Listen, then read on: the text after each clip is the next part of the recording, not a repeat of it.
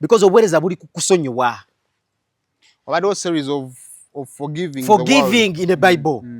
Saimo Sara ekasinga tekola era teriyo mu Bible. Tekola era teriyo. David gwenyini goyogeddeko yagikolako towards his enemies. Katonda mugamba etekola. Balaam abasinga tebamanyi nti Balaam no Bible mwali. Balaam yali ne if I'm to remember King Berek yagamba Balaam tinyambo nkasingira abana ba Isirayiri. Katonda mugamba Apostle Jonah yekenyini webali bamutumye Geneva.